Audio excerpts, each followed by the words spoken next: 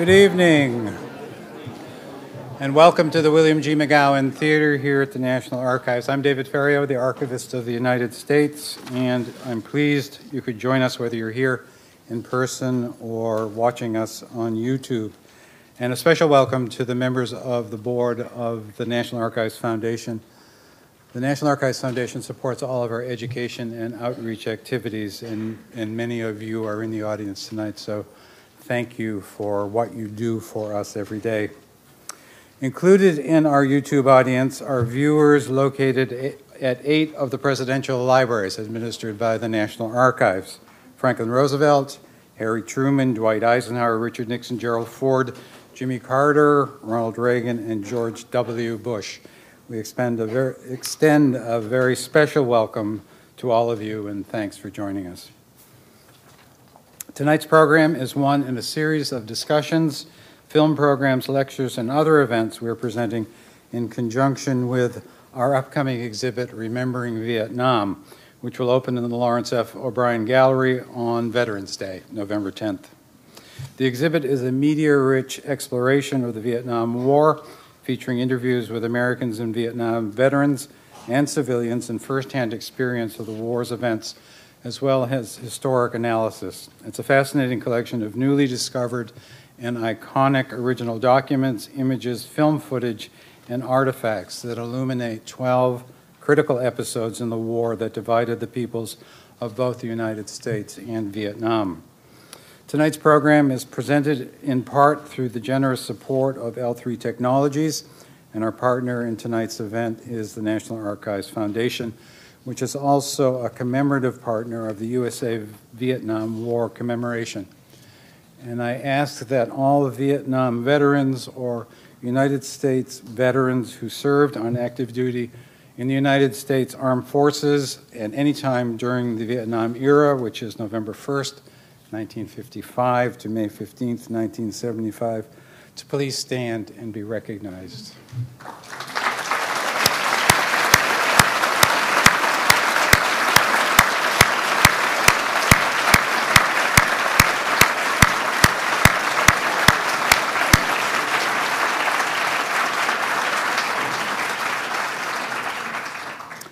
Veterans, as you exit the McGowan Theater after tonight's program, National Archives staff and volunteers will present each of you with the Vietnam Veteran lapel pin. On the back of the pin is embossed "A Grateful Nation thanks and honors you." The United States of America Vietnam War Commemoration is a national initiative, and the lapel pin is the nation's lasting memento of thanks. So thank you very much. Joining us in the theater are members of the board of the Better Angels Society, which supports documentary films by Ken Burns and is dedicated to continuing his legacy. Representing the society tonight is the board chair, Dr. Nancy Cable, who is also president of the Arthur Vining Davis Foundations. Please welcome Dr. Nancy Cable.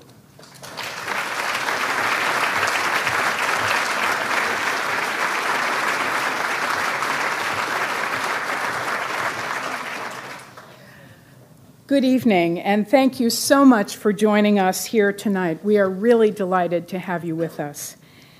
I have the distinct privilege of serving as the chair of the Better Angels Society Board of Directors.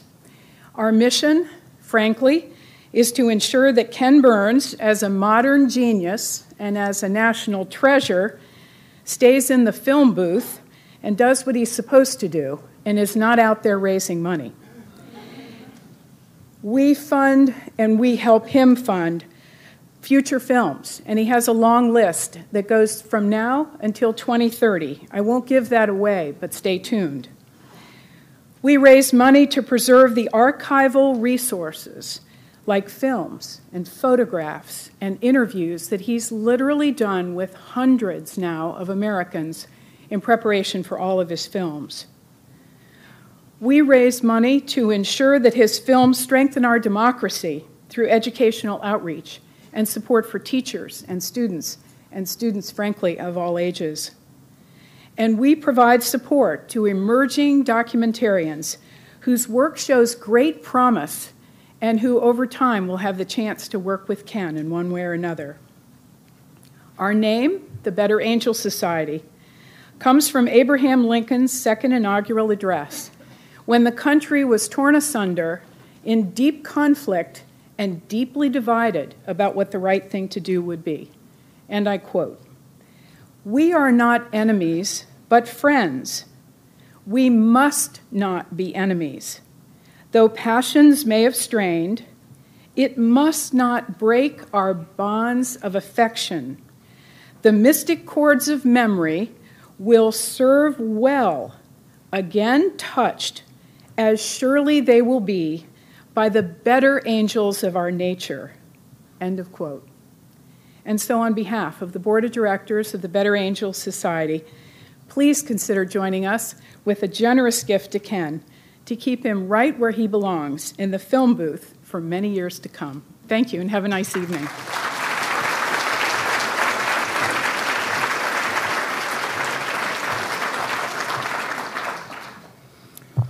Following tonight's discussion, Ken and Lynn will be signing copies of the companion book to the Vietnam War in the theater lobby. And now it's my pleasure to introduce our panel. Lynn Novick is an Emmy and PBD award-winning documentary filmmaker. For nearly 30 years, she's been producing and directing films about American history and culture with longtime partner Ken Burns. Their films are some of the most acclaimed and top-rated documentaries to have aired on PBS, and include Prohibition, Baseball, Jazz, Frank Lloyd Wright, and The War, an exploration of ordinary Americans' experiences in World War II. Novick is currently working on a two-part biography of Ernest Hemingway, co-directed by Burns and slated for completion in 2020, and College Behind Bars, a documentary about a group of men and women imprisoned in New York State, struggling to earn degrees in a rigorous liberal arts program, the Barred Prison Initiative. The film will air on PBS in 2018. Ken Burns has been making documentary films for almost 40 years. Since the Academy Award-nominated Brooklyn Bridge in 1981, Ken has gone on to direct and produce some of the most acclaimed historical documentaries ever made. The epic 9-part series, The Civil War, made his name familiar to millions of Americans and received more than 40 major film and television awards. The late historian Stephen Ambrose said of his films, "More Americans get their history from Ken Burns than any other source." Ken's films have been honored with dozens of major awards, including 15 Emmy Awards, 2 Grammy Awards, and 2 Oscar nominations. And in September 2008, Ken was honored by the Academy of Television Arts and Sciences with a Lifetime Achievement Award. Ken has long had close ties with the National Archives, and not just as a researcher gathering material for his documentaries. Ken is a vice president of the National Archives Foundation Board, and in 2010, the foundation bestowed on him its Records of Achievement Award. Moderating tonight's discussion is Cokie Roberts. Cokie is a political commentator for ABC News and NPR, and in her more than 40 years in broadcasting, she won countless awards, including 3 Emmys. She's been inducted into the Broadcasting and Cable Hall of Fame and was cited by the American Women in Radio and Television as one of the 50 greatest women in the history of broadcasting. In addition to her reporting, Roberts has written 6 New York Times bestsellers, most dealing with the roles of women in U.S. history. Cokie holds more than 25 honorary degrees and serves on the boards of several nonprofit institutions. In 2008, the Library of Congress named her a living legend, one of the very few Americans to have attained that honor.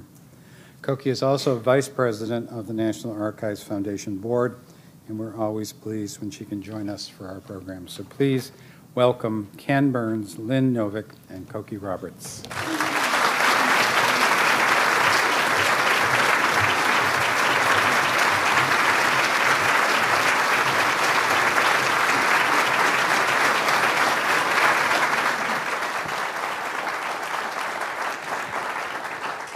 Hello, how wonderful to see this room so full.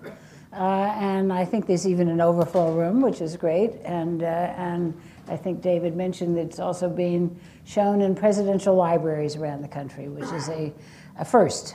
So we're excited about that.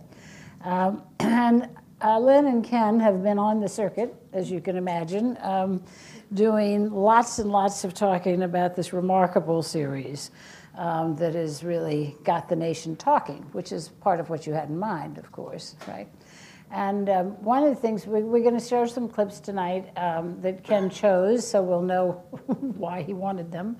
And then we'll also talk a little bit tonight, not only about the what of the series, of which, of course, there's been a lot of discussion in the country, but also the how, because we are here in the National Archives, and gathering all of this material is a tour de force, and a lot of it happened in these institutions, and so we want to talk a little bit about that as well. I guess because you've been doing this for a while now, I want to ask you if something has surprised you. I'll start with Ken. Yeah. In the response. Yeah.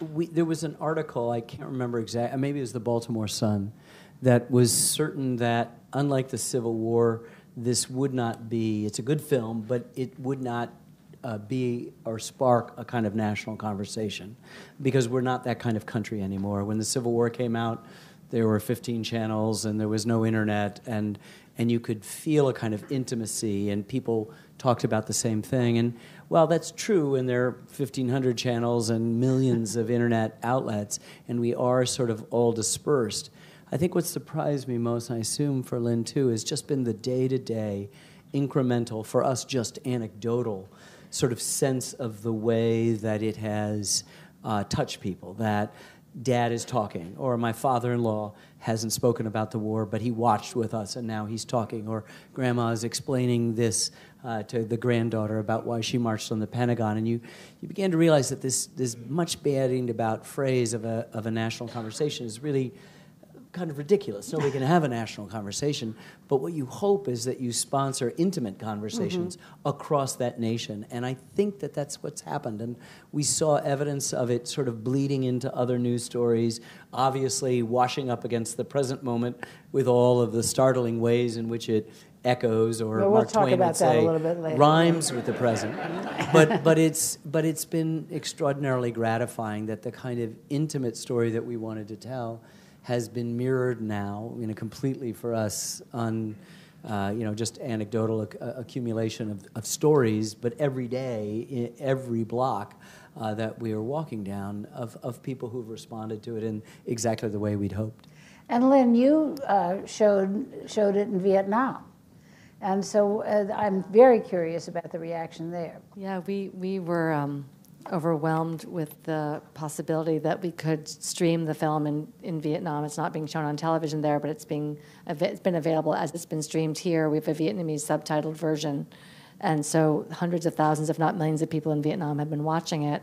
And it's anecdotal, like Ken was saying, so we don't have any hard data, but the sense that we've gotten from when I was there in August showing clips the way we do here, and also the response we've just been getting through emails and things, is that in Vietnam, a long overdue and sort of almost taboo conversation is slowly happening across social media, because it's a somewhat closed, controlled society with an open internet. So people have free expression on the internet, and they're responding to the film, and there's a lot of reckoning to do with the cost of the war, the true nature of the war, the leadership decisions that were made on both sides, North and South, and the country is still somewhat divided between the people who won and lost. And the younger generation knows almost nothing about the war. It sounds eerily by the way, the similar. American War. Right. They call it the American War, but they don't know that much about it. It's a long time ago. And the veterans didn't speak about it. And so the film is opening up some interesting conversations. And we've had several notes come back to us that people who've seen the film are very impressed with the common humanity and the inhumanity on all sides, and also with the sense that we as Americans are willing and able to confront a complicated, controversial, painful chapter in our history and be critical of ourselves in a way that many Vietnamese would like to see happen there too. It's interesting. We just this morning, earliest thing in our inbox is a mutual friend sent us a comment from a former prime minister of Vietnam saying that America must be a great country because it was willing to be so self-critical. and take this sort of stuff, and you begin to realize the difference between the society. And I think one of the reasons why a lot of the first-person testimony from Vietnam is so powerful and resonates with that shared humanity that Lynn is talking about is that for too long, their narrative has been singular. It's the victory of the people, singular, and they haven't been permitted the space to grieve, haven't been permitted the space to tell personal stories, haven't been able to say, I lost this person, this is what I felt in this battle, and that's exactly what we were asking them, and that they were able to triangulate for us in an important way, but I think it also opened them up to the possibilities, and we made a translation of the film, and it's been streamed unbelievable number of times in Vietnam, which we then assume is sort of exponentially shared. Yeah. And it's very gratifying. We did find out, someone sent us an email, that there's a copy of the film in Vietnamese for sale in the capital of Laos for $6. And we're happy. We're happy that it's, we don't like pirating, but we're happy that it's being seen. You'll never see that. We don't like pirating. Sort of, yeah. But, you know, if someone in Laos happy. can spend $6 and buy our film and watch it, that would be an amazing thing. Well, I know everybody wants to see clips because that's the fun part. But and so we will. But right before we do that, when David was talking about Vietnam era, he started in 1955, which I was sort of taken aback, and you said no 45. Yeah, so David is correct, and we'd just like to widen the goalposts a little bit. David's correct because the French sort of ceded their interest. We kind of assumed a responsibility. They broke it. We're supposed to fix it in 1955 and created a new nation of South Vietnam, and which lasted, not 20 years. We feel that the American involvement could even go back to 1919 when Ho Chi Minh tried to reach out to Woodrow Wilson. But for all intents and purposes, when the OSS dropped in early 45, trying to find groups that would help them fight the Japanese, they hooked up with Ho Chi Minh, possibly saved his life, was suffering from a disease, certainly armed the Viet Minh, which was the revolutionary army that he had started, led by General Vo Nguyen Giap, not Giap is how we often pronounce it here, Giap. And he said, I'm going to rename it the Viet American Army. And when he, a few months later, declared Vietnamese independence in Ba Dinh Square in Hanoi, he quoted Thomas Jefferson, and OSS officers are near him. So at that point, in early September of 45, it could have gone a different way than it went. And we'd like to start the meter running when those parachutes of the OSS team sort of tried to find Ho Chi Minh and his ragtag revolutionary army. You can pretty much say that about the whole Cold War, though. That's exactly right. All of it, yes. Right. Well, let's start with the first clip, and I hope somebody's listening to me. And let's see this one. Everybody listens to you, Coco. This is. That's as long as they send money to this local station. Right? Exactly. This is interestingly enough from November 4th, 1963. So keep that date in mind as you look at this.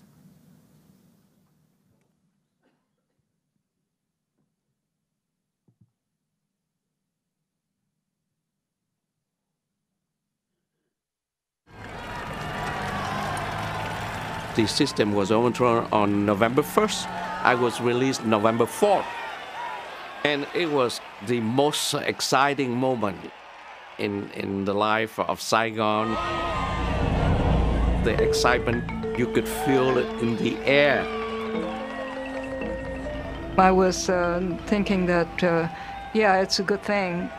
Diem was making it impossible to win the war because people were so against him that the war would be lost if he stayed in power. My father was a bit worried because he didn't know who was going to replace Diem. Ambassador Lodge reported to Washington that every Vietnamese has a smile on his face today.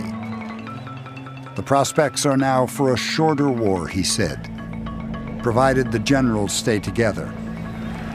Certainly officers and soldiers who can pull off an operation like this, he continued, should be able to do very well on the battlefield if their hearts are in it. President Kennedy was not so sure. He was appalled that Diem and Nhu had been killed. 3 days later, he dictated his own rueful account of the coup and his concerns for the future. Monday, November 4th, 1963. Over the weekend, the coup in Saigon took place. Culminated 3 months of conversation which divided the government here and in Saigon. I feel that we must bear a good deal of responsibility for it, beginning with our cable of August in which we suggested the coup. I should not have given my consent to it without a roundtable conference. I was shocked by the death of Diem and Nhu. The way he was killed made it particularly abhorrent. The question now is whether the generals can stay together and build a stable government, or whether public opinion in Saigon will turn on this government as repressive and undemocratic in the not-too-distant future.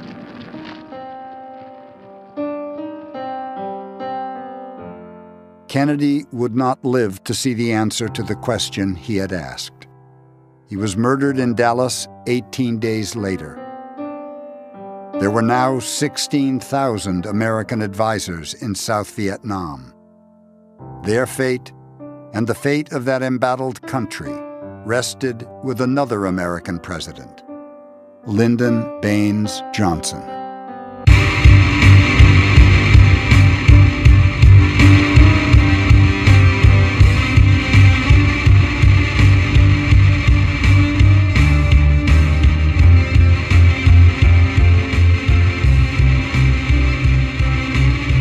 We thought we were the exceptions to history, we Americans.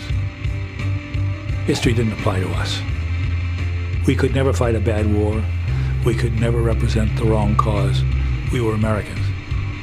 Well, in Vietnam, it proved that we were not an exception to history.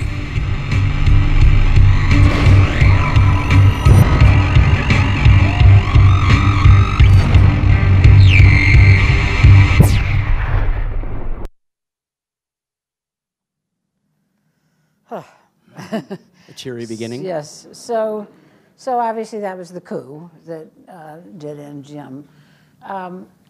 First of all, do you, Lynn, when you're in Vietnam, is there any sense of any of that anymore? Or people have no notion of it? I think it's hard to see the war when you walk around Vietnam. There are cemeteries you can go to, and there are plaques, and there's some memorials, but it's a very vibrant, forward-looking, energetic country. Right. People are busy trying to make a living now that it's an open economy, which this has been for the last 20 years or so, and you really have to ask. Every little tiny space is a shop. Right. They're very, very busy and very, productive, incredibly productive and optimistic and resilient. But I'm not even talking about the whole war. I'm talking about the coup that deposed the government. No, not a clue. No, not really. I think, a lot of the history of South Vietnam has really been more or less erased. So there's just not, it's not present.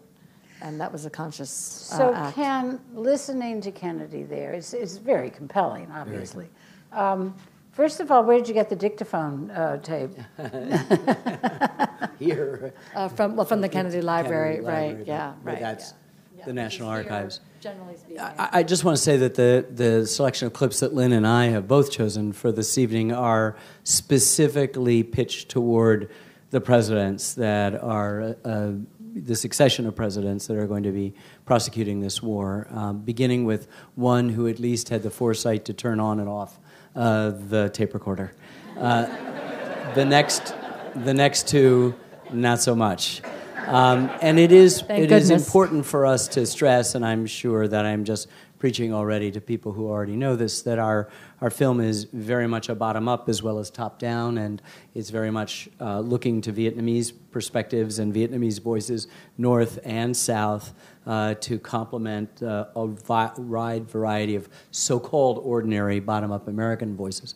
But there's something unique in Vietnam insofar as these tapes represent an unusual and probably never to be seen again intimate look at people. So normally the top-down feels kind of cold and 30,000 feet, and it's policy. Bottom-up is intimate and what happens to people. The tapes mitigate that and make intimate and even ordinary the human beings that we have already endowed with sort of ordinary, extraordinary powers and mystique. And so I think there's something extraordinarily valuable to these tapes. And you have to understand that most of us became aware of it of a certain age, became aware of it in the 70s, and we assumed that we knew what were the contents of the tape.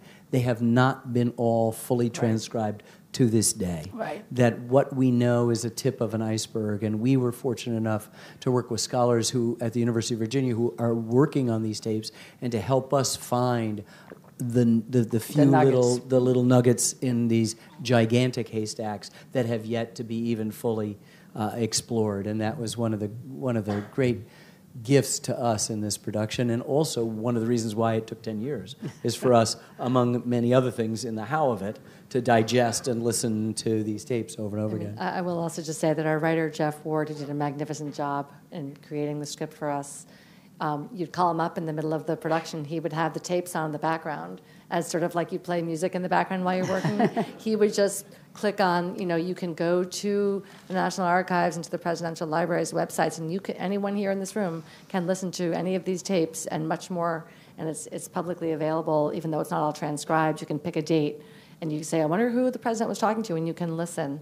And it's a treasure trove that has yet to be fully mined, but it is open and available, which is exciting. Well, of course, the content of that tape of Kennedy saying, I should not have given my consent, is very, it really is an indictment.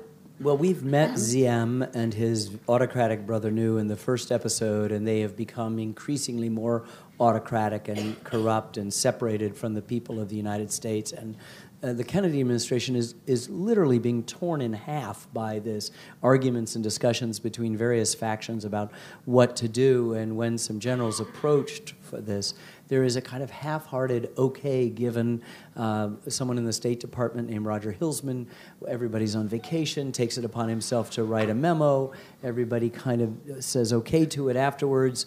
And then the debate continues to go on. And then finally we kind of half-heartedly do it. And the coup happened. To stage the coup. To stage the coup, to sort of give the Americans to wink at the coup. And they do, and Ziem and his brother Nu escape to a church. They're promised safe passage. The second they're brought into an armored personnel carrier, they're both murdered. Graphic pictures coming from that. And so it after a summer of Buddhists setting themselves on fire and demonstrations in the country we're trying to save, not to mention this extraordinarily exuberant insurgency that's taking place that we're finding it more and more difficult to figure out what to do with and how to fight it, an asymmetrical warfare, Kennedy is then forced back. And it is to his credit, everlasting credit, we believe, regardless of the Camelot people who said, well, if he'd lived, we wouldn't have got into Vietnam. We don't know that. It's like if we pulled our pitcher in the sixth inning instead of the seventh. Yeah. Seems pretty unlikely.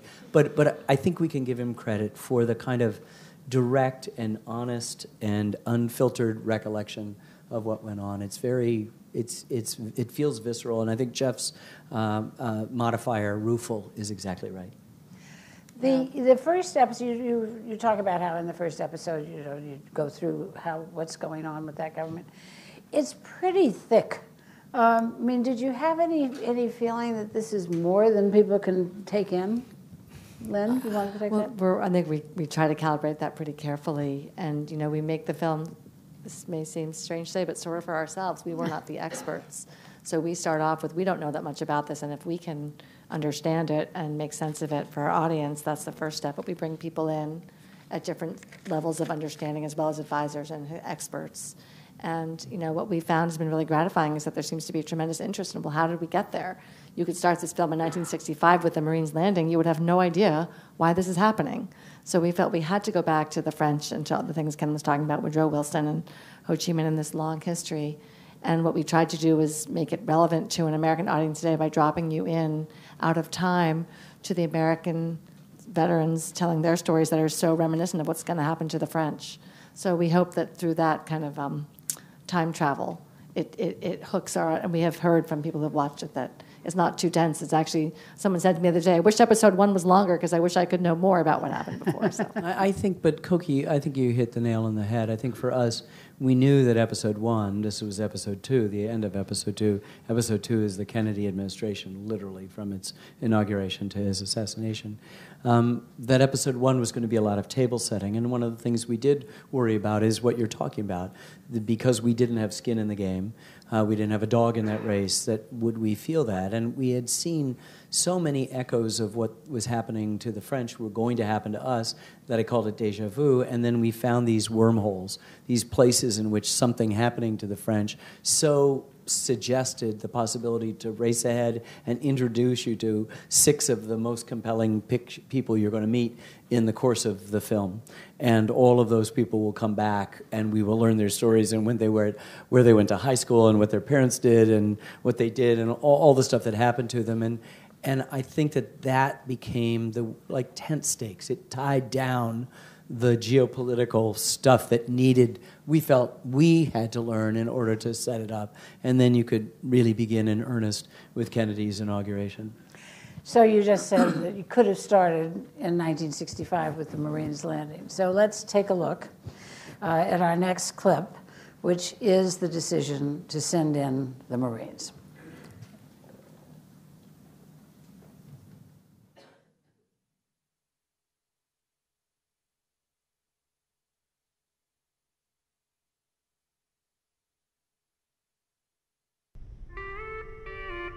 In March of 1965, Johnson finally took the action he had managed to avoid for so long.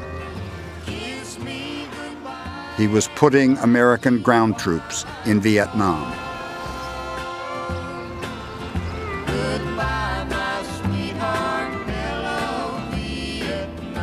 The government of South Vietnam was not even consulted. The United States of America had larger considerations. Clearly, we saw it in terms of the Cold War. Assistant Secretary of Defense John McNaughton said, he said our interests there were 70% to avoid humiliation, 20% to contain China, and 10% to help the Vietnamese. Johnson quietly told his good friend, Senator Richard Russell of Georgia, what was about to happen. I guess we got no choice, but scares the death out of me. I think everybody's going to think we're landing the Marines, we're off to a battle, and of course if they come up there, they're going to get them in a fight. And if they ruin those airplanes, everybody's going to give me hell for not securing them, just like they did last time they made a raid. Yeah. What do you think? Well, President, it scares the life out of me, but I don't know how to back up now. It looked to me like we just got in this thing and there's no way out. I don't know. Dick, the great trouble I'm under. A man can fight if he can see daylight down the road somewhere. But there ain't no daylight in Vietnam. There's not a bit.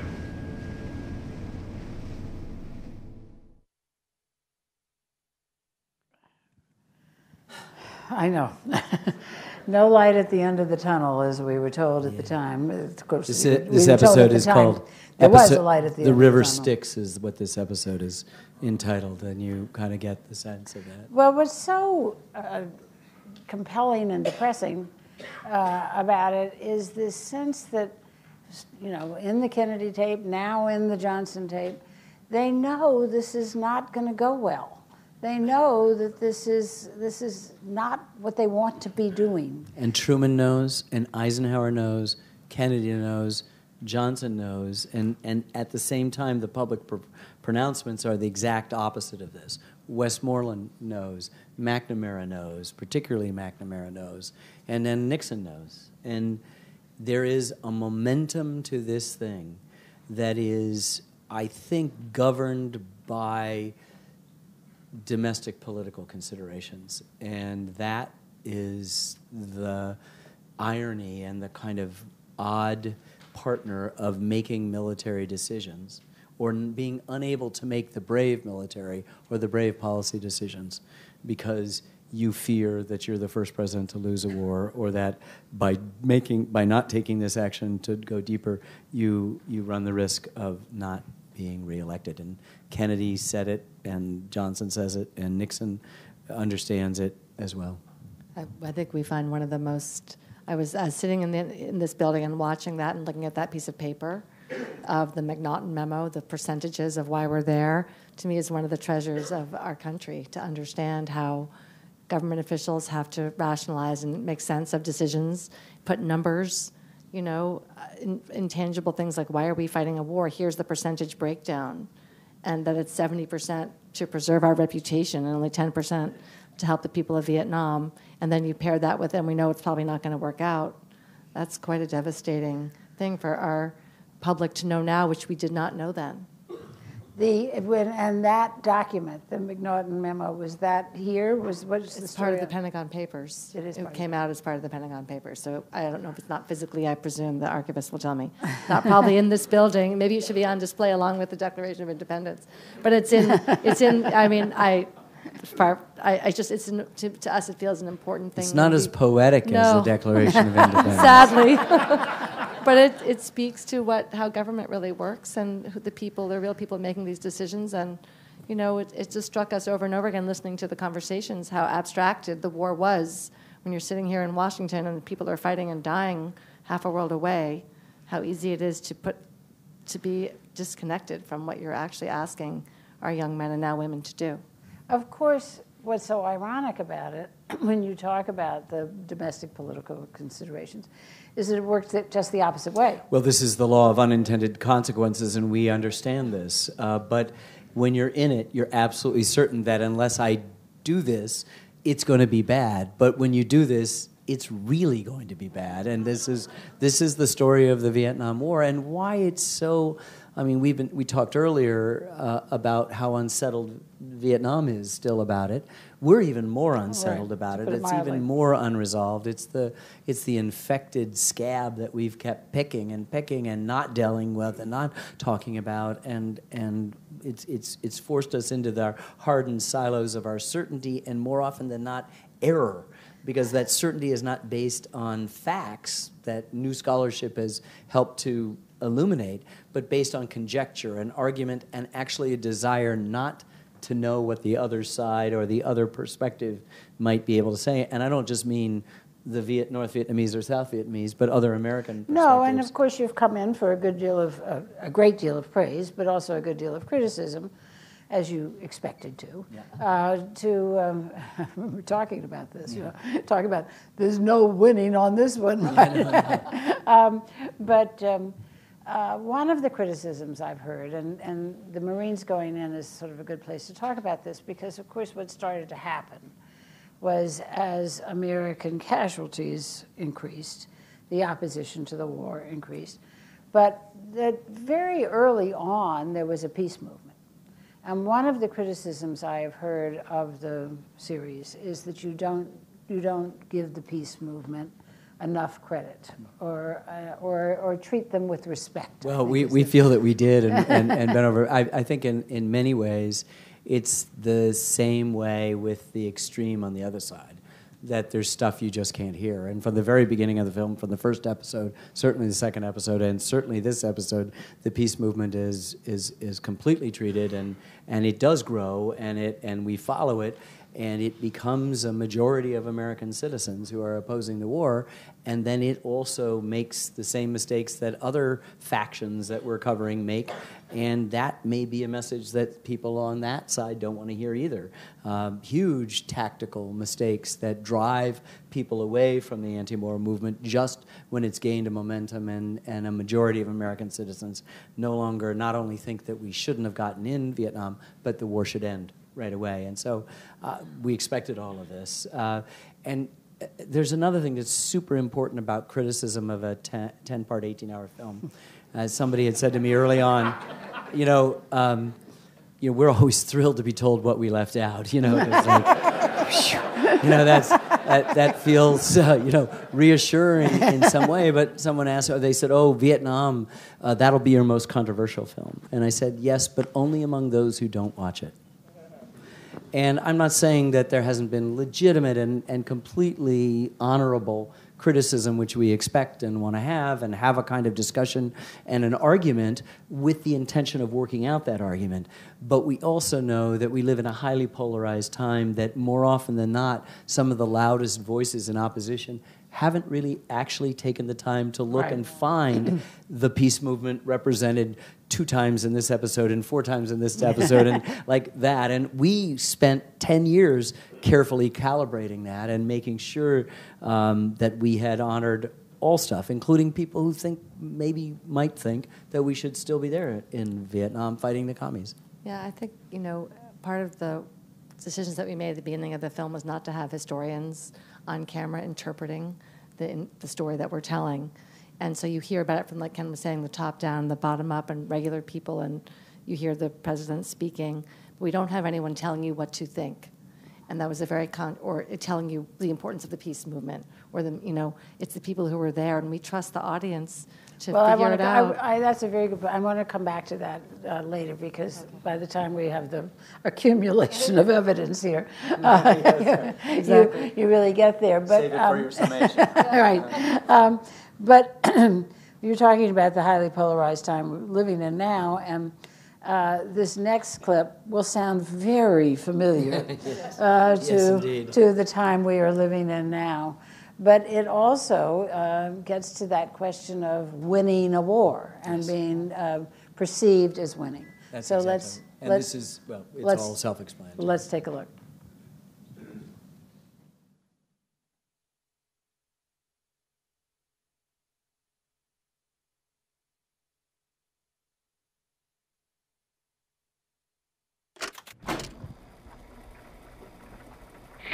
Good morning, Mr. President. Hi, Jack.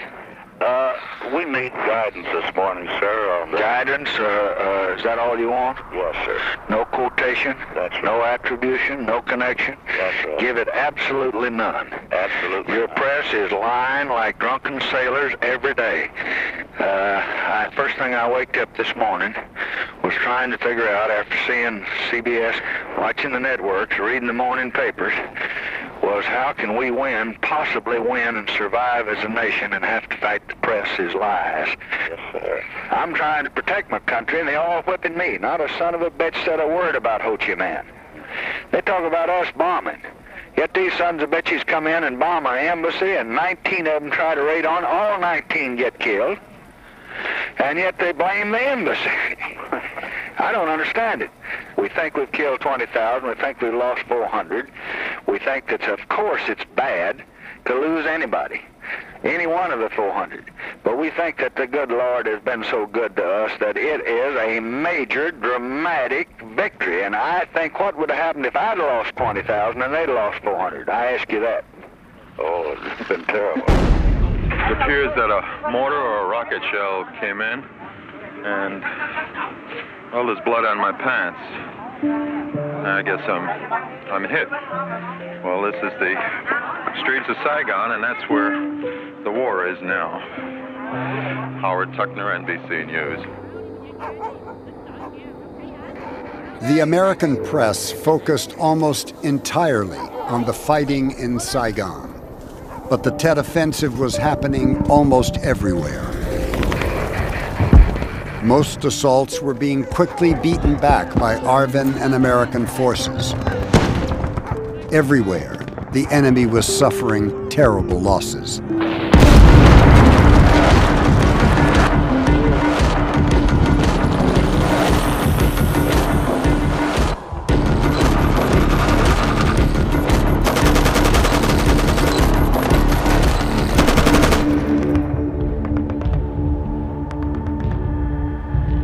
Một tiểu đoàn của chúng tôi vào thành Quảng Trị, như vậy là đánh chiếm trong một ngày đêm. Đơn vị chúng tôi là vào đó là 600 thì hy sinh mất trên 300. Còn bị bắt vì việc là còn khoảng gần 100 nữa. Mà khi đã nói với cô là ban chỉ huy là tiểu đoàn hy sinh hết ấy, thì ác liệt. The Americans called in massive air and artillery firepower to dislodge a Viet Cong regiment from the city of Ben Tre in the Mekong Delta. Afterwards, a reporter quoted an American major as having said, "It became necessary to destroy the town to save it." Most famous quotations of the war, of destroying a town in order to save it. But that sense that the press is doing me in, but the press is also there on the ground, literally. That notion that this was the war that was happening in our living rooms is not really true. Right. We did get tape or film eventually home, after several days and all of that. But it was true that the press was not in the same position as they had been, say, in World War II, where they were in uniform, they were part of the team. And this was a different way. Lynn, you're nodding, so go ahead. Yeah, that sense of being on the team, I think that many reporters felt that pressure from the military, get on the team, get on the team. And there was, in the beginning of the war, a sense that we're trying, and Neil Sheehan talks about this, we want to help win the war. Our job is to get the story back and, tell what's happening so that if we're not doing this properly, we can do a better job. And that the military leaders weren't understanding the war and that they were going to try to help. And over time, that evolved into, we just need to explain to the American people what's actually happening over here. And that wasn't necessarily seen as being on the team, and to the incredible frustration of our leaders, unlike the leaders in, say, Hanoi, who could completely control that they had their team. Their reporters told their public exactly what they wanted told and nothing more. So it was extremely frustrating throughout the rest of the war. I agree. I think that what's happening in Vietnam is a confluence of a lot of different things. Two of them would be that the asymmetrical warfare is bedeviling a U.S. military that is confident of its ability to wage a conventional war, and they're not getting the kind of war that they want to do. And there are systemic, top-to-bottom frustrations and manifestations of that. And you couple that with a press that, for the first time, unlike World War II or Korea, unlike now with Embedded, they're completely free to move around. And what you end up is exactly what a free press is supposed to be doing, as Lynn is suggesting. And they're going to rub heads. The military is frustrated. The political superstructure that is trying to develop the policy that is going to be helping to guide military decisions is frustrated. And they're really frustrated by the fact that, unlike World War II, the press hasn't gotten on the team yet. And I think that one of the things that we felt going into this film is that we would measure bravery and courage and heroism not just on the battlefield. And there's a great deal of that throughout the film, but we would see it in different ways, sometimes in principled opposition to the war back home, but also, I think, given particularly the extraordinary number of loss of life of members of the press corps during Vietnam, international press corps, as well as American. What was it? It's in the 200 something, yeah. Yeah, and so it's just, we know a lot about Vietnam. We know a lot more about Vietnam, not just because of the tapes as we've talked about, but also I think because of the heroics of photojournalists and videographers and filmmakers and correspondents who did it. And Lynn is absolutely correct. Someone like Neil Sheehan or David Halberstam or Malcolm Brown, Peter Arnett went in fully hoping to report on the American triumph over communism. They had bought in and were fully invested in reporting that, and they were just seeing a disconnect between what they were seeing on the field or what field commanders were telling them was happening versus what was coming out of the press offices in Saigon or Washington. And it was then that they started to write the story with the exact intention that Lynn's saying, let's do a better job at this, and I think that this is a huge, important part of this story, is the role of the press in the story of Vietnam and how we got it, how we think that it was a living room war in a way that it actually wasn't, but that we were confronted in a daily basis with its reality and its toll. It's one of the tropes that we learned. We learned to unlearn a lot over the course of making this film, and one of the things I certainly went into it with was the sense that it was press coverage that turned the public against the war somehow. No, it was and casualties. the opposite is true, exactly. Right. So it was just the steady drumbeat of casualties and lack of progress, or a sense of where is this going, and when is it ever going to be over? And eventually the public had had enough, and the press was certainly help the public see that this was happening. But if anything, press coverage became more critical after public opinion had already turned. Which is, again, not surprising, but somewhat a little disappointing, but not surprising. But one of the things that, that helped turn the public opinion and has affected the press and the public ever since was this sense of being lied to. That's right. And really in a way that we had never felt before this. And the moment when we understood how dramatically we were being lied to was when the Pentagon Papers came out. So let's take a look at this next clip.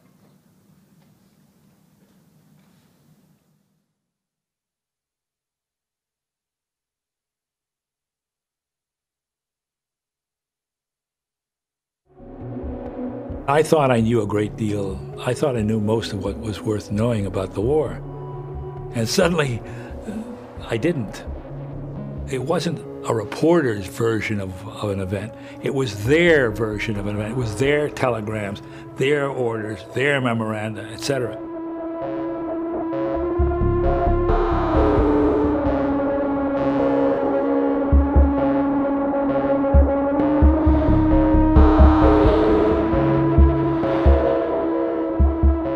The documents proved that American presidents and their closest advisors had steered the United States toward deeper involvement in Vietnam, despite their own grave doubts about the chances for victory.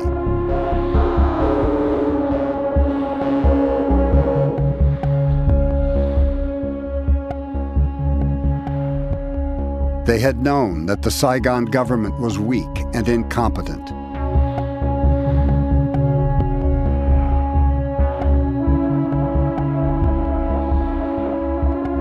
That the enemy was disciplined and resilient.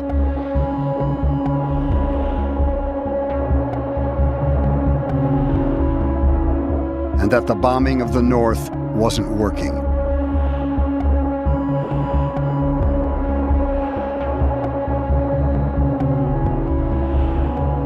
Yet they had routinely lied about all these things to Congress and the American people.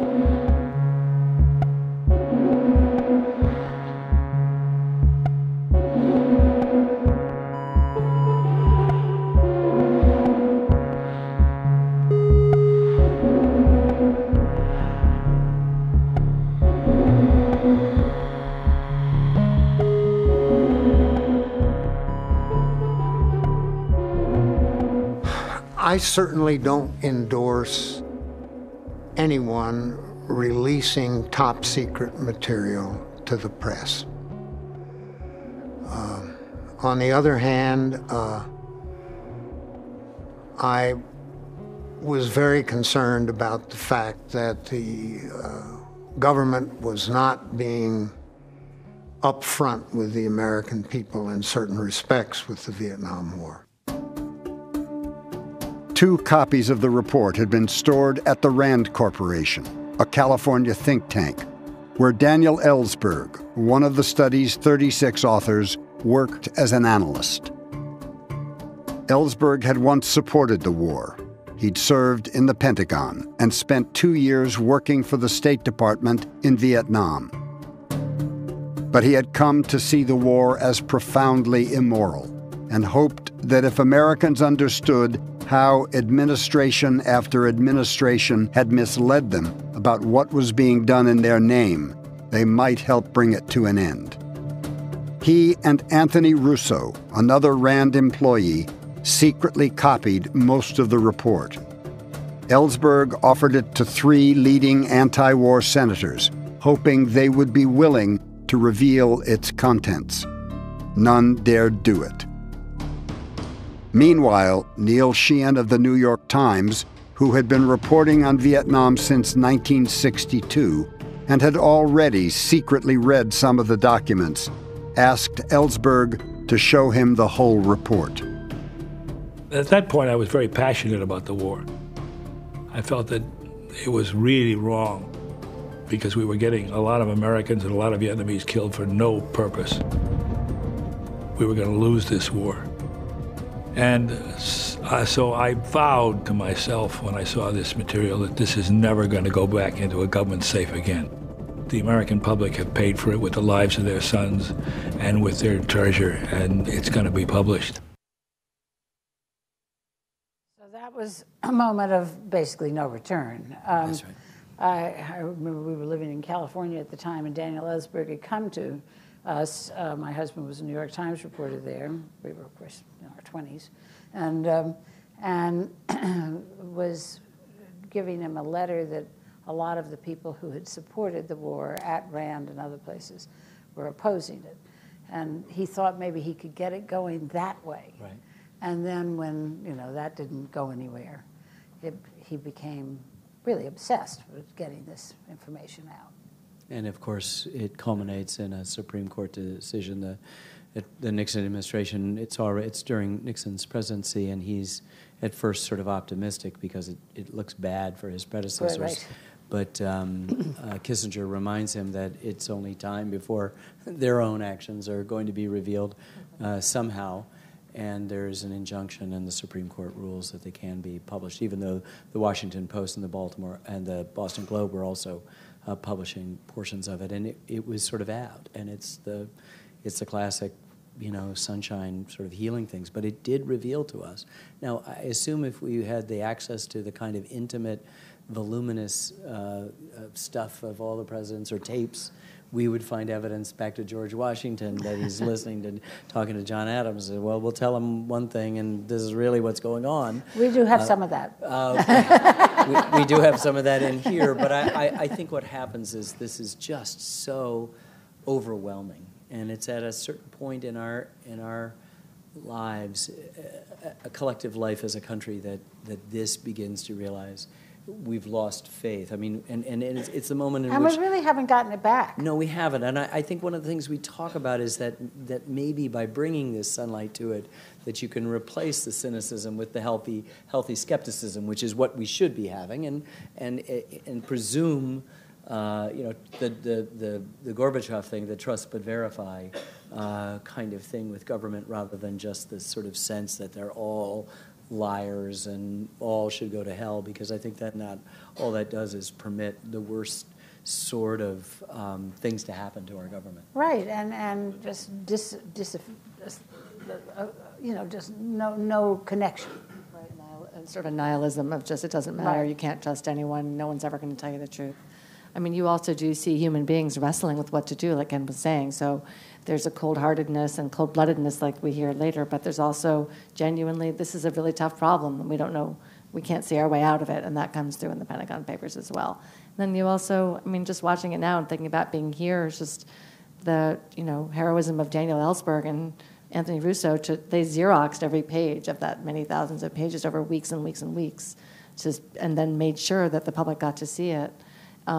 We should be grateful for that, because otherwise we would not know any of this, and I think we all feel that's a frightening prospect. And we should say too that at an earlier scene in the film, Leslie Gelb, working at the Pentagon along with Robert Gard, are called by McNamara and said, "I want to know what happened." So the Pentagon Papers are, in fact, a government document. Well, that's they true. were What's so created. interesting is our government actually does do that. I mean, the CIA has a wonderful history that someday we'll all read. Yeah, exactly. Someday. We want to make that film one day. Well, some of it, I mean, for instance, the Iran history has a certain amount of it's come out, where the CIA admits in this to the overthrow of Mossadegh. I mean, in 53, yes. So you it's an interesting dichotomy, because at the same time that the public, the voters, the people who the government is responsible to, are not getting the facts are being kept. That's right. And I think Robert Gard, you can see his anguish as he goes back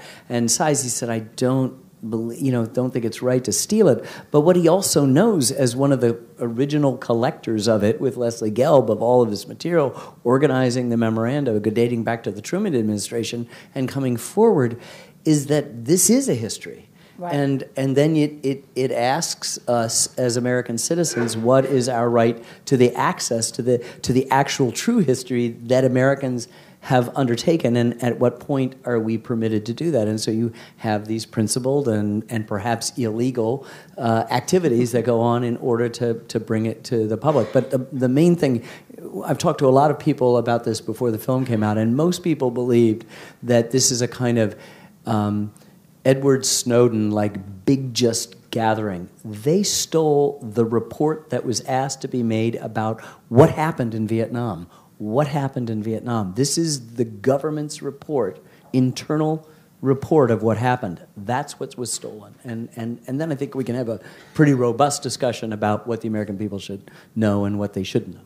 Well, and as you say, it took some courage on the part of Daniel Ellsberg, and President Nixon was ready to take his revenge. So let's take a look at the next clip.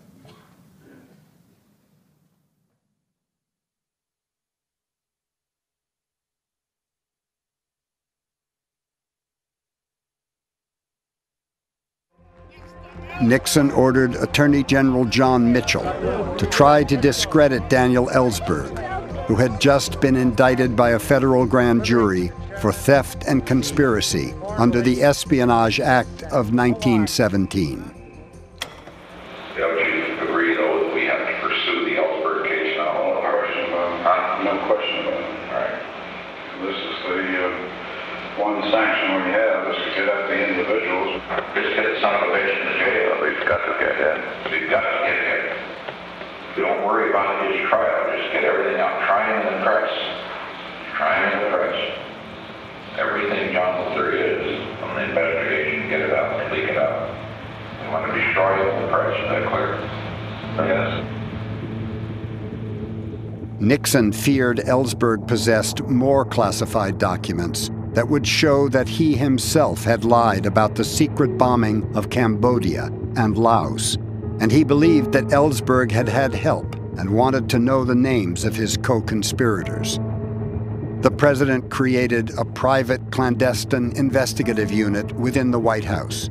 It came to be called the Plumbers. John Ehrlichman, one of Nixon's closest aides, eventually ordered them to burglarize the office of Ellsberg's Los Angeles psychiatrist in search of material with which he could be blackmailed into silence. Nixon may have privately feared something else as well. He was told that the safe at another think tank, the Brookings Institution in Washington, D.C., contained files that might reveal the secret role his campaign had played in torpedoing the peace talks on the eve of his election 3 years earlier, which President Johnson had then considered treason. Nixon wanted his plumbers to break into Brookings, crack the safe, and remove the files. None of it was legal. Nixon did not care. You know, I want it implemented on a thievery basis. Goddamn, get in it, get those files. Blow the safe, get it.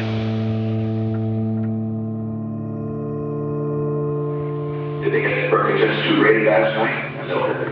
Get it done. I want it done. I want the Brookings Institute say, please, out. Get on the Brookings thing. I've got to get that safecraft in there. The Brookings break-in would never take place. The burglars would be unable to find Ellsberg's file in his doctor's office. But Nixon's obsession with his enemies would be the undoing of his presidency.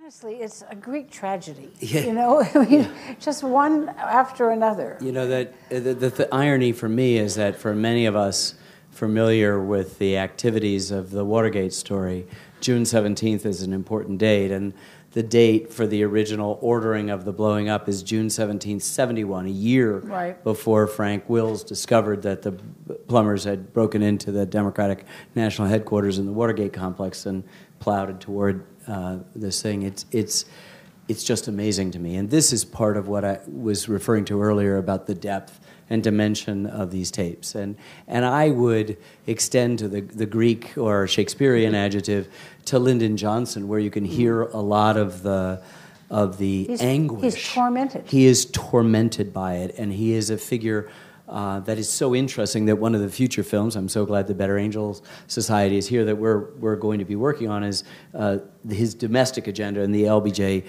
presidency, to sort of get out another angle of that immensely complicated person.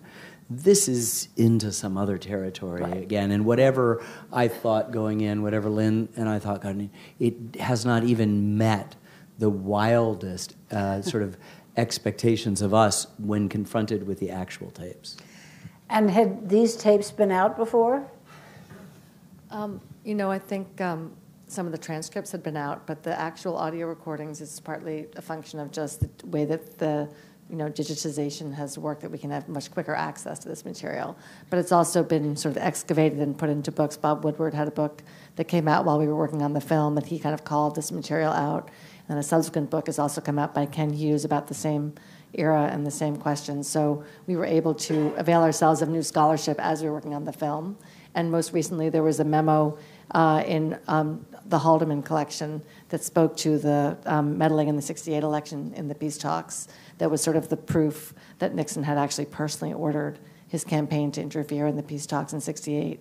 So, and probably 2 months from now, some other thing will come out and our film will be done. Right. And there's still new material surfacing. It's just a constant process. And so this is episode 9. Our episode 7 has the moment when Johnson calls up Everett Dirksen, the Republican Senate leader, and just reams him out, angry at what he's discovered, which is Nixon and the Republican campaign to scuttle the talks, which, Nixon wins with 43.4% of the vote.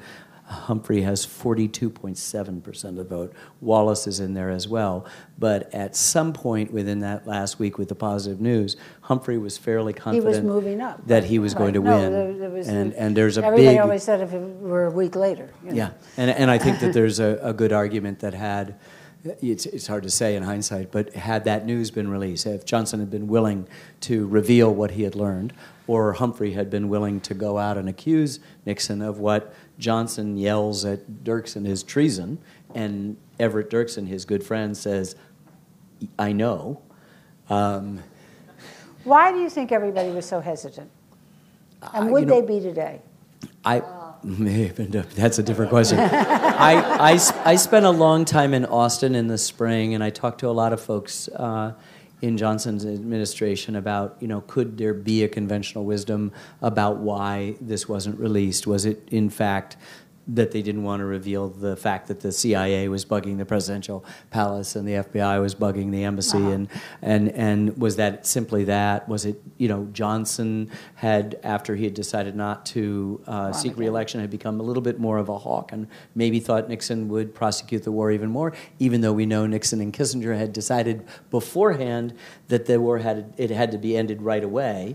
And what they're promising Chew, now the president of South Vietnam, is that you'll get a better deal, meaning harder terms will be with you longer if you go with if you boycott the talks and therefore help elect Richard Nixon. So, and then Humphrey, I heard several theories in Austin about he didn't want to be sour grapes, to accuse somebody, maybe not having the backing, having a reaction to that in the last moment of the election, or having won and not feel that he was legitimately a president only because this other candidate, Richard Nixon, had so disgraced himself.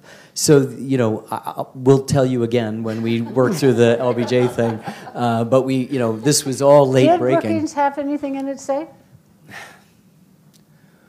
We don't know where those FBI wiretaps and CIA intercepts are.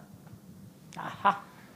And it could have been a paranoid fantasy of Nixon's, or it could have been some intelligence. We don't know, and that's why you can see the most hedging and fudging of our language is he may have also worried I got that. because we were not willing to be we know as that narrators. Kind of weasel talk. Yeah, we needed to weasel there because we weren't comfortable, and in fact we we said at the time in episode 7 much less than what the new scholarship that Lynn has referred to, and we had the opportunity to change it before the film came out to sort of proudly show that we are out in front, and we just thought we'd take a more conservative stance, and we try to do that throughout the entire film, is that err on the side of caution to remove adjectives and adverbs that might even appear to be putting thumbs on the scale.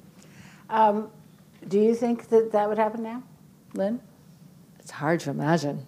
I gotta say, it's very hard to imagine that happening now. Someone sitting on an explosive story like that. Right. I can't imagine it. Why didn't they ever break into the safe? We don't know. I think they sort of called it off. Maybe they got word that the documents weren't there. It's hard to put all those pieces together. And they spoke in code a little bit about why they wanted to go in and get the stuff in the safe, and it was about the peace plans. And you have to kind of read between the lines a little bit too. So, I think it just and these ended are up. second story men. Right. Let's just, this is what they're doing. And maybe you, did you get it done? And it's no. So maybe he's assuming it's going to get done, and maybe you get there and there's a police car sitting on the corner. Yeah. That's enough to keep the... And it's also possible that, he asked them to do all kinds of things that they didn't end up doing. I mean, there's sort of a sense of maybe the boss is asking us to do things that we're going to just delay until another thing comes up. You know how people are in those kind of situations. I do. So. Well, one thing that he was clear about was the next election. Yeah. And this is the domestic political considerations we've been talking about. And I'm wanting to make sure that the ground forces were out before that election, because that was what was upsetting the American people. So let's take a look at this last clip.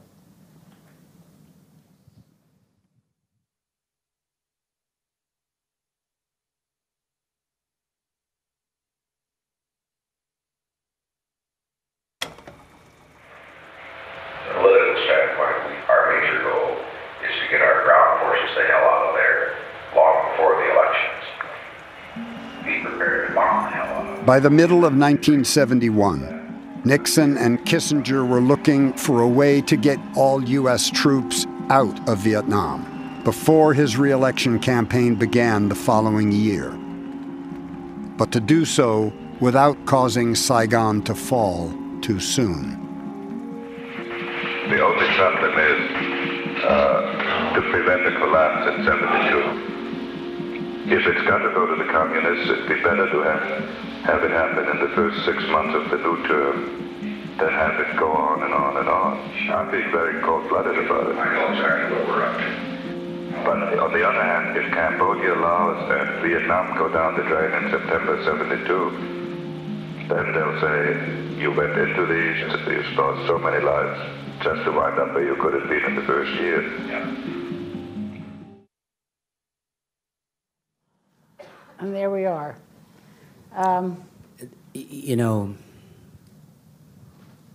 They knew going in, as I said, that they had to get out.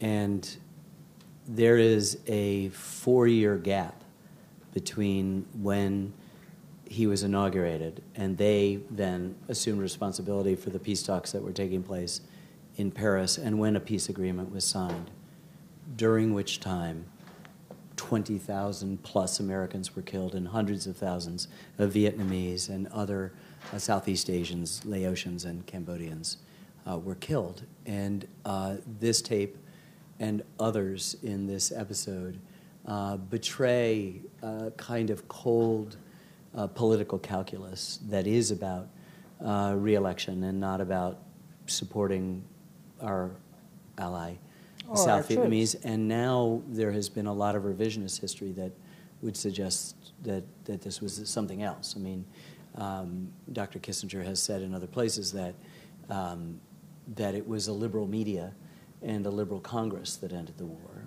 It was a Congress that had reflected the majority views of the American people.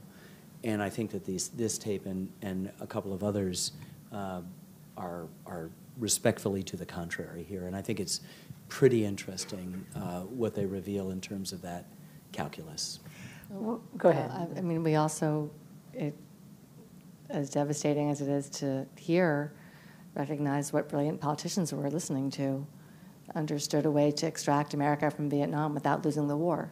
which is what they did. No one says Nixon was the first president to lose a war.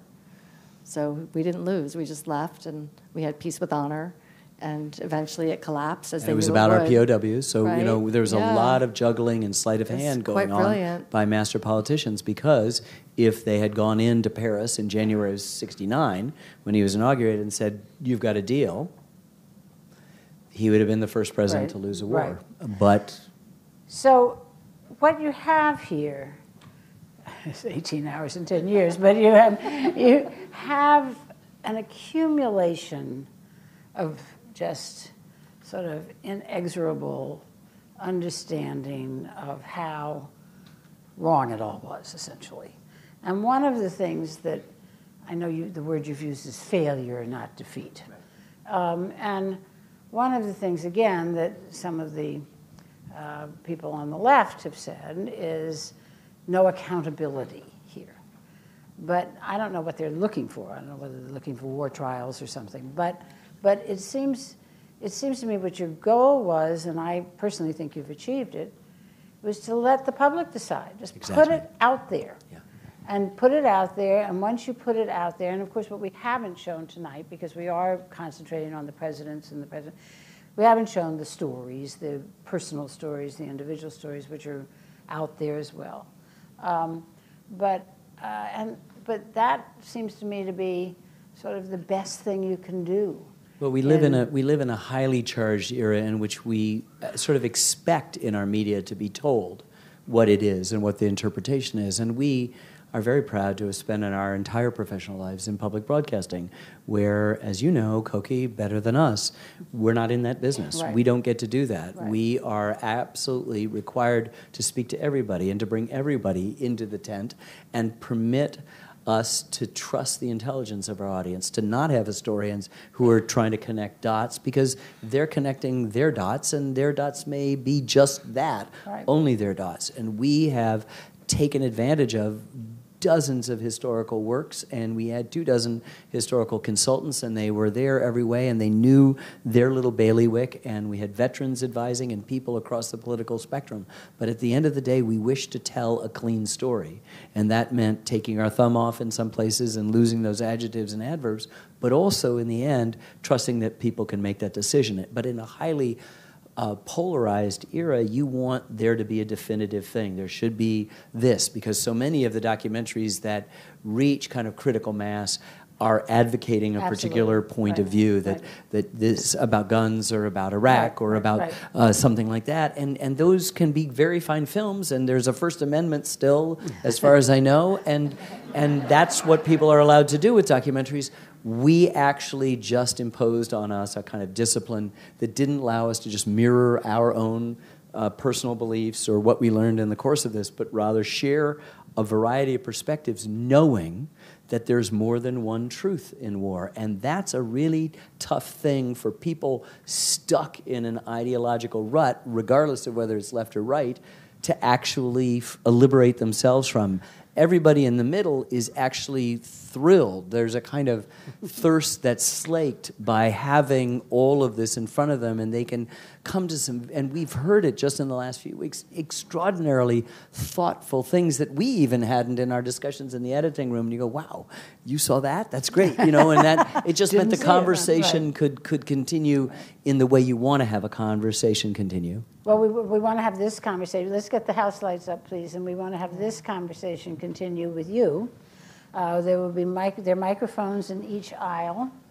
And we would be delighted to have a few minutes of your questions, after which Ken and Lynn are going to sign their book that accompanies this fabulous series. So you don't want to leave, but we will take I just some wanted questions. to say one more thing about the lack of accountability or not lack of accountability. I mean, we found in the course of making the film, so many people have their own inner conflicts about, I went over there and I served my country, but I don't think the war was right. How do you live with that? Who are we to say right and wrong is way too simple a construct to place over something as complex? We found we were wrestling with such deep, profound human questions that we cannot answer. And it sounds very pat, say we're just going to ask questions, but in fact, that's what this ends up being in the end. And one of the last words of the film is this wonderful North Vietnamese veteran, Lynn Novick, who says, it is now up to us to ask the questions and to find some meaning in the war for our lives. He's speaking about the Vietnamese, but he could just as well be speaking about us. So this isn't about accountability in that simple sense. It's about something we hope actually deeper and more lasting, which is not to say that we don't hold the people who are responsible feet to the fire. We think they do it themselves. Exactly. Thank you.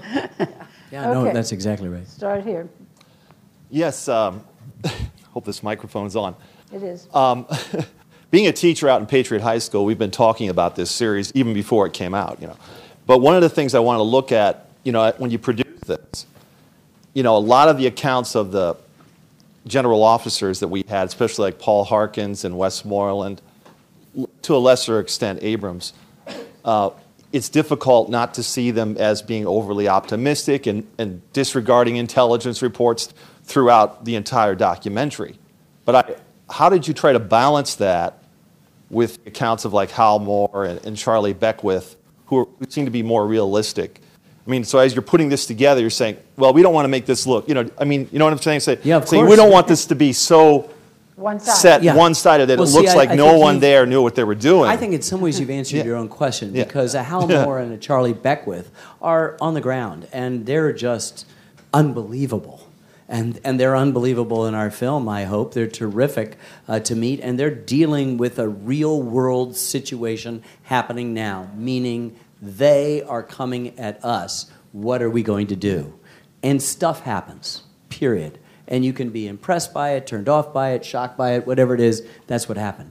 Now, when you bring up Abrams and Harkins and Westmoreland, you're talking about people that are not pulling out their revolvers and saving the lives of themselves and the men adjacent to them.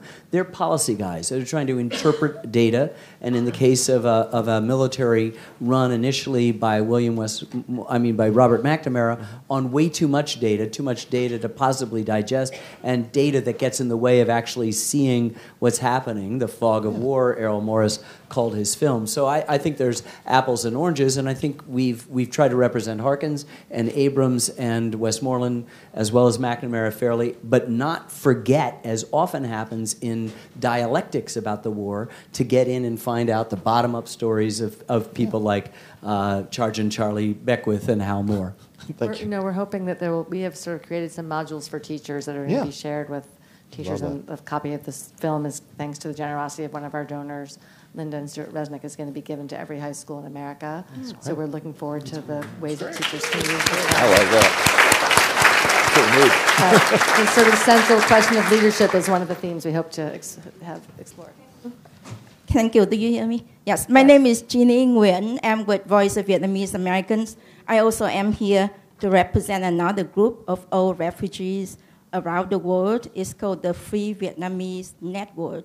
So we came from the bottom of the, if you care to go from the bottom up, because my father was the son of a farmer from the north, and he joined the force to fight the French. And when he found out that Ho Chi Minh was communist, he left the Viet Minh and went south. And I was born in the south. So I would like to thank all veterans, Vietnam veterans and fallen heroes, because the time that you spent in Vietnam from 55 to 75 was not lost. It produced many people of my generations and beyond. It gave us the sense of democracy, even though it's not real mature, and it gave us the value of free speech and all the freedoms we had during that time. Thank you. I think it also gives us a hope today that the South Vietnamese people will continue to work on civil societies and other works to better the society. So thank you, all the fallen heroes, and thank you, all the veterans of Vietnam. Now, thank you.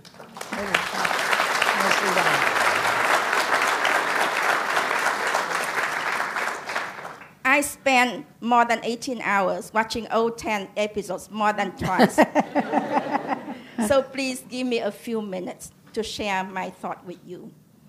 Obviously, there were many important facts that you omitted.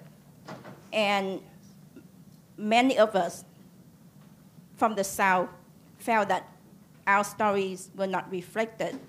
Our idea was not there. We would like to work with you and continue the discussions somehow, sometimes. Now, I would like to say that based on the excerpt that you show, Ho Chi Minh was never our ideal. My father left the North because he rejected communists.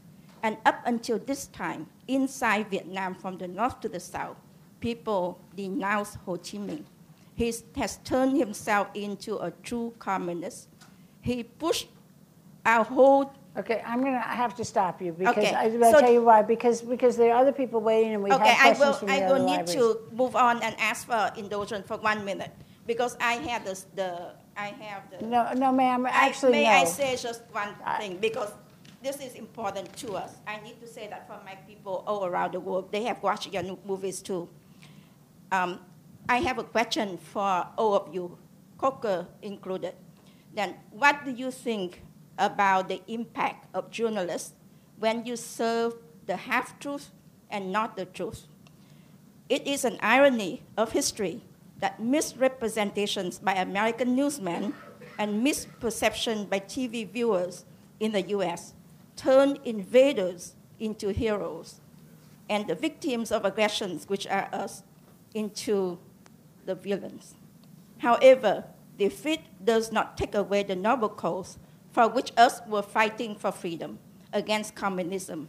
And mind you, we are still fighting communism in Vietnam. It's very important for us, for all the people in Vietnam. I don't want to understand. condemn you to another 18-hour viewing, but we're a little bit surprised that you did not see all of the very things that you said were omitted that are in the film, including many, many South Vietnamese who are testifying to exactly what you're saying, and never once was there a romanticizing of Ho Chi Minh, and in fact a very careful attempt to show the brutality of the communists in every way and not just focus on corruption in South Vietnam.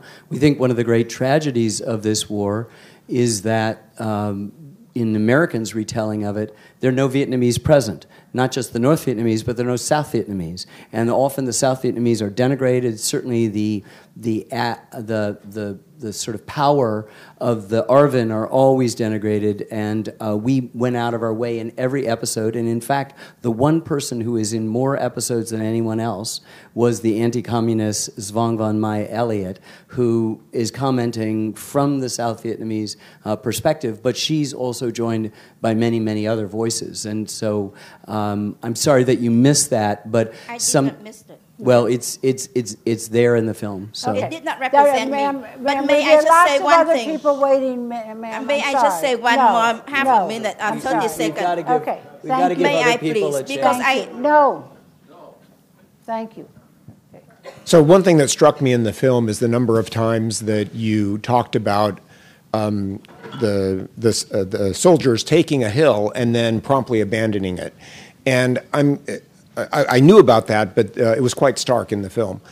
In the course of the work you did you begin to understand the mentality of the military people? Was it ego? Was there really a military objective? It was stunning. So John Musgrave, one of our Marines, says war is a real estate business, right? And it's a pretty definitive statement, and you kind of get what he means. And in a conventional war, that's what it is. You occupy territory, you increase it, or the enemy takes it away from you, and you try to get it back. It's a real estate business. This is what we're seeing right now in Raqqa and Mosul. And Well, this is what I want to get to, which is what happens in Vietnam, and I think that we began to fully understand that, is that this idea of a limited war or a proxy war in a post-World War II, but more importantly, post-nuclear world, makes you realize that you don't want to have World War III, so you want to have a limited war. So you're really not fighting the place that you're fighting, you're actually fighting the people who are supporting the people that you're fighting. And that changes the dynamics. And if you are also engaged in an asymmetrical warfare, which we can see right now in Afghanistan, say, and less so in Iraq, because you're now seeing conventional responses to what was, at least initially, or is still mostly conventional things. It has asymmetrical aspects to it in the terrorist acts of ISIS and other groups operating in that area. And it's urban. Exactly. So what I think is happening is that there is a fundamentally flawed decision to fight only the enemy and not take the territory. And that's a choice we've made very early on. And so we're not interested in taking that hill and owning that hill and turning it into suburban whatever. We're interested only in killing the enemy. Another casualty of McNamara's statistical things, and the one that emerges as the top one, which is body count. And so I just think we were stunned as you were as we began to see the mindlessness of this. Doesn't anybody see? And our very loyal career Army people who stayed in another 20 years in the war, made a career of it, being stunned by having to get wounded again. The same Marine said, you don't like to get wounded in the same place you fought before. Right. I think what we're really fighting is the North Vietnamese birth rate in some ways. And every year they could send 60,000 soldiers down the Ho Chi Minh Trail. We couldn't stop the traffic. There are certain exigencies of geography among many, many other things, not to mention the complexities of South Vietnam and its weaknesses. So there's a sort of futility of even the body count is ultimately can't go on for that reason. So this gets to this question. We have questions from our presidential libraries. Oh, great. And this is from the Reagan Library. And it's asking what military lessons learned in Vietnam are used today. Yeah, it's. I think we learned a lot of things, and I think the first Gulf War represents a military that had been sort of tempered by the Vietnam experience, and then applied what they had learned. And one of the first things they learned, it was better to have an all-volunteer army, right? You can sustain actions a little bit longer if the people. You embed the press. You don't let them do that. You develop precision guidance in your bombing. You develop stealth technology. You learn how to fly at night. That's just the Air Force changes that were happening. And so I think that we saw huge, huge changes in the United States military for the better, and they were applied. The problem is that the warriors remembered some of those things, the military remembered, the policymakers quickly forgot them. So that some of the sort of precision of the first Gulf War, if you really want to bring out and use these as examples, isn't going to happen.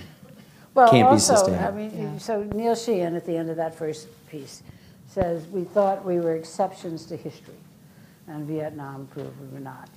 And that gets to Afghanistan. And it was very much the same thing. Ken and I had the privilege, before the film came out, of going to the Army's Command and General Staff College in Leavenworth, Kansas, and speaking to an audience of about 1,000 colonels and majors. And we were with James Wilbanks, who was an advisor to our project and was in the Army during the Vietnam War and is a historian. And he was asked what lessons did he hope people would take away from the film about Vietnam. For this audience, for that audience, he said, know your enemy. And remember the limits of power. And those are pretty good lessons, we thought. Yeah. John? Yes. In your last episode, you looked at reconciliation between warriors on the two sides. Does reconciliation have meaning for the younger generations that are born since the war? What does that mean for them? Oh, do you mean in the U.S.? Oh, in either country. Good question. I mean, my impression is that they don't think about it one way or the other. 75% of the Vietnamese population, which is now up to 80 million, which would make it, with Germany, the largest country if it was in Europe, were born after the fall of Saigon. But there is, and there cannot help but be, the memory of the 3 million lost in this war, and nobody is without that. The problem is that the regime and culture and other things have made it impossible to really talk about it in a way, and we're hoping that in some way the film sort of opens up a little bit of daylight, a little bit of fresh air into that conversation, just as we Americans are really suffocating in a kind of inability to talk about it with each other without devolving into polemics and But not arguments. the younger generation. But the younger generation here, we heard earlier this evening a statistic that a majority of a younger generation feel like we should have been in Vietnam. And It comes, I assume, from not knowing the history and not being taught, although I'm sure our Patriot High School history teacher is doing the best job he can, what actually happened. But I think what we're finding is that as we showed it to people, including young people, we thought this is the audience that we're not going to get. And in fact, we got them because they were as curious about this story as anything. It is taken on an aura of mythology and mystery. It is something that teachers would prefer not to get to in survey classes and often can't get to. And it's controversial, and you don't want students coming home and the parents saying, wait, the teacher said that. Right. And so what we found is a huge reservoir of curiosity here about what happened. And I've just been repeating that over and over again all night. That's what it is, as Lynn said. We're asking questions, and, not answering. You know, there are two words that usually go together, I think, which is truth and reconciliation. So you really can't have reconciliation unless you can agree somewhat on what happened, like Ken is saying. So that was what we tried to make the film, just sort of at least start that process of here's actually what happened, here's the truths that we uncovered, and then maybe there's a possibility of a conversation. This is a question from the Truman Library, and it's very specific. Is the U.S. cleaning up Agent Orange they sprayed along the Saigon River? Have they studied the health of residents along the waterways? You might not know we know that the U.S. is cleaning up Agent Orange in the places which they call the hot spots, which are the bases where it was kept, the place where it was loaded onto the planes. And yes, exactly a Superfund site. Yeah, Superfund sites, exactly. I don't know about specifically. Well, there is remediation going on in other parts, and we're helping, and it's not a kind of active governmental stuff, but it's NGOs and others and veterans, and I think, it still remains one of the outstanding caustic questions about the war. There's a book coming out this year about this exact question. There's a lot more cleaning up to do. So I just got the hook. Sorry, folks, we've got no more questions here. Maybe you can attack them at the book signing. No attacking. We're looking for civil discourse. But I think that, that last answer, even though it was about something off a little bit from the main subject of the whole purpose and direction, got you answering something that you've said over and over and over tonight, which is lots of questions still there. Yes. 18 hours and 10 years later, there are lots of questions still there. But certainly you have gone a very long way to educating us about this war. Thank you very, very much. Thank you.